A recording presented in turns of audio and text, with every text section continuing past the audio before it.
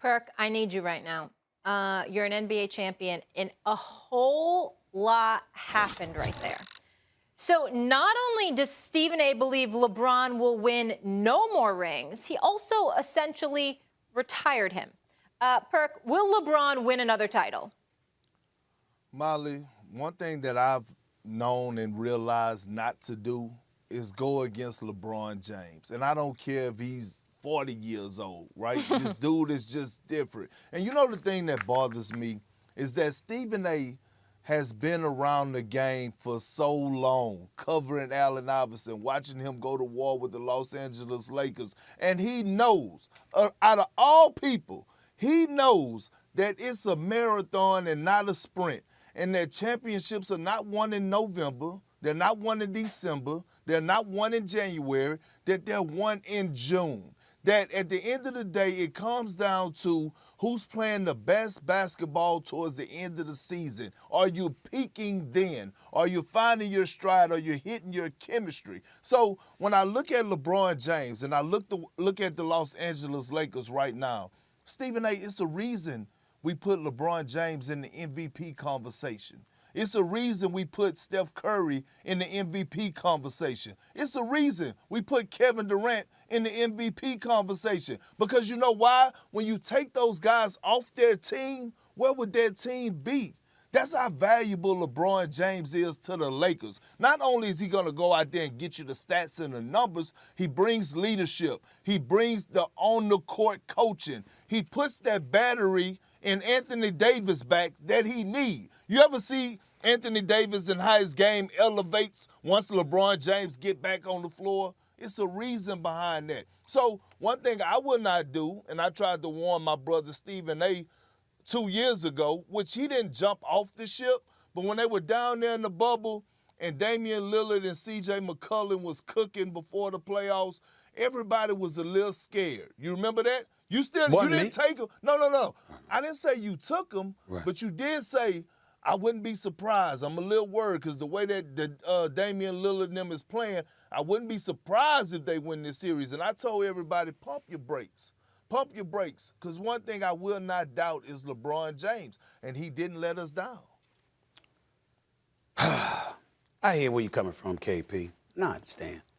You know, you old school, but not quite as old school as me. And as an aside, before I get into what you said, let me just sit up there and say, I don't know if you saw the ratings last week for the NBA Today, Molly, but Malika Andrews and my big boy Kurt, you know, Kendrick Perkins and Richard Jefferson and Shanae Ogumake. I mean, we try.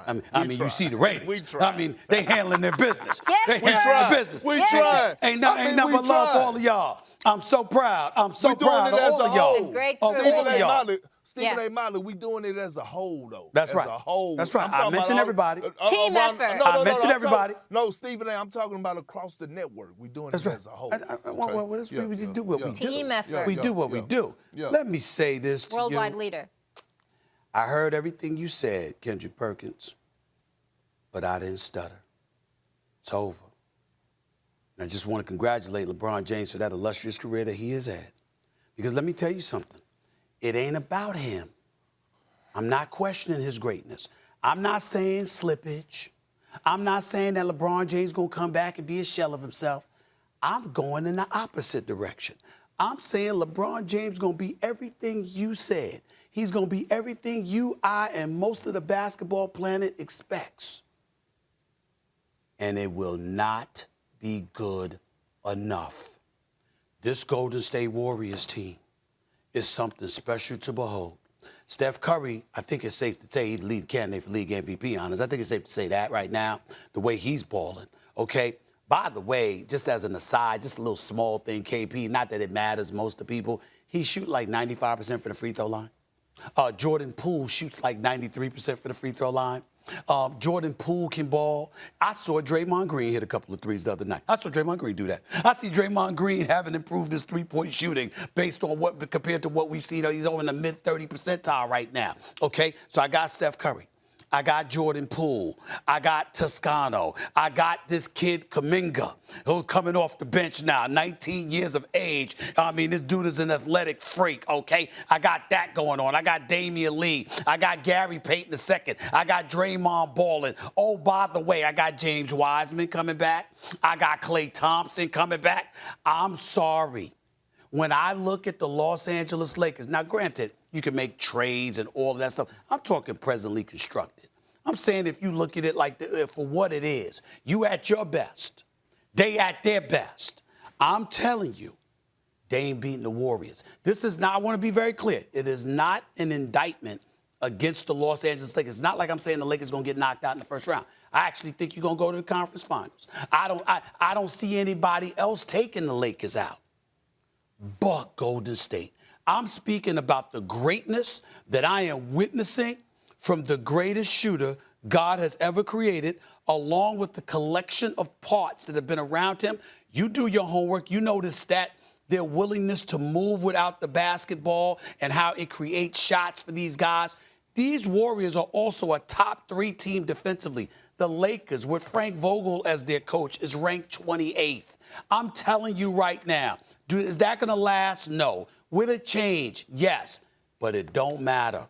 Lakers ain't beating the Warriors. And the Warriors are going to be standing there as long as LeBron is in L.A. And that is why I say I don't anticipate LeBron leaving L.A. I think this is where he finishes his career. And as a result of that, I don't think whatever he brings to the table is going to be good enough to knock this team off. LeBron has won his last NBA title. I congratulate him on a wondrous career. I think that he is obviously number 2 all-time on Mount Rushmore. It is over. Hey, you think you slick. You think you slick. See, I know you. I've been knowing you long enough. See, this is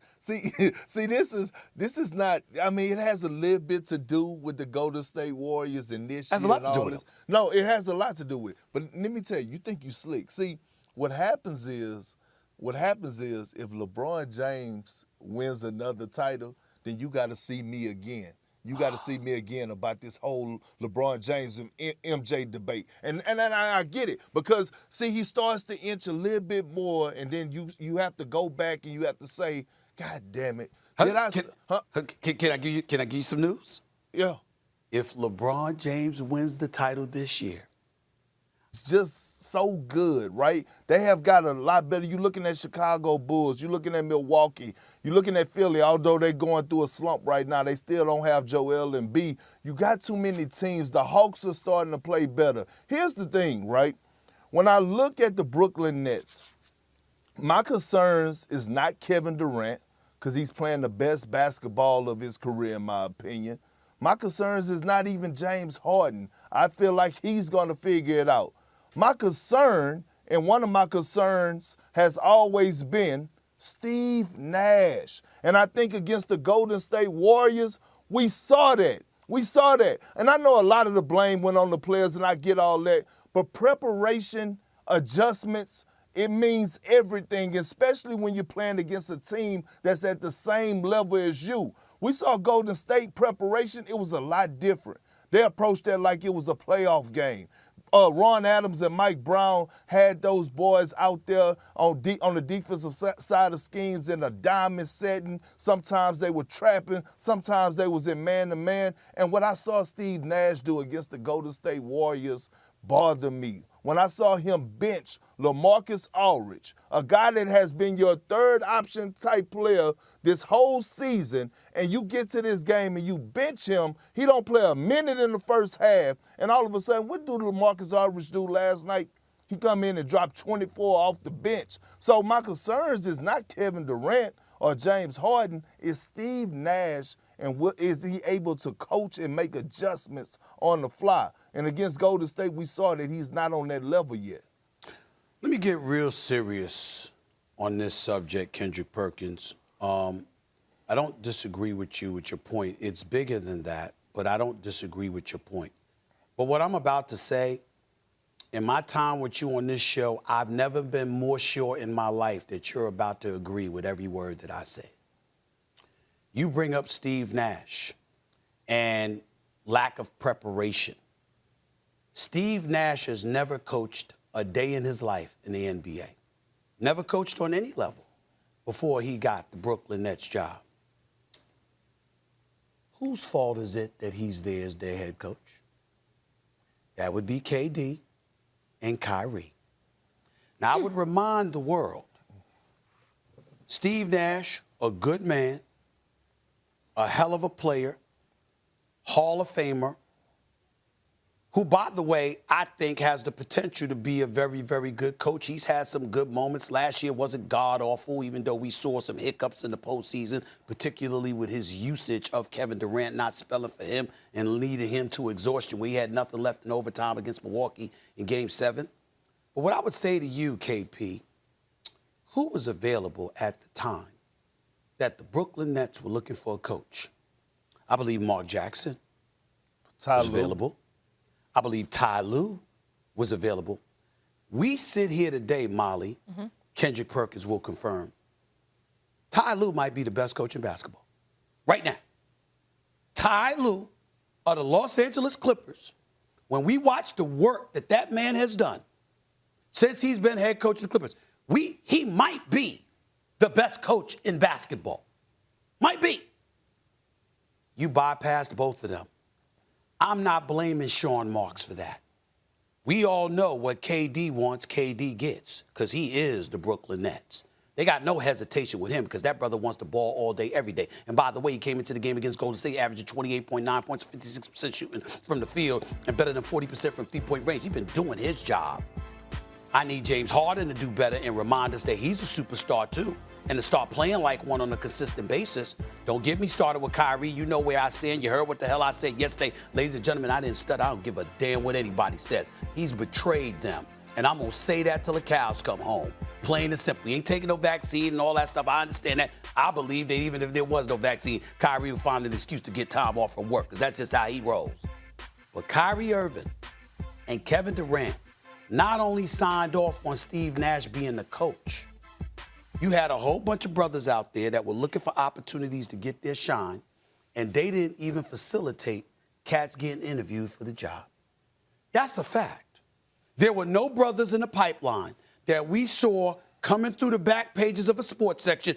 This person's being interviewed for the job. That person's being interviewed for the job. You couldn't at least ensure that some brothers got interviewed just so they could get some pub, even in the event that they don't get the job, that they at least garner consideration for other jobs? I'm looking at Steve Nash and his staff. I'm looking at my brother David Vanderpool on that staff, who should have been a head coach in Minnesota, who should have had consideration for the Portland job long before Chauncey Billups ever got there. But we happy for Chauncey Billups. But in the end, the players themselves who are running the franchise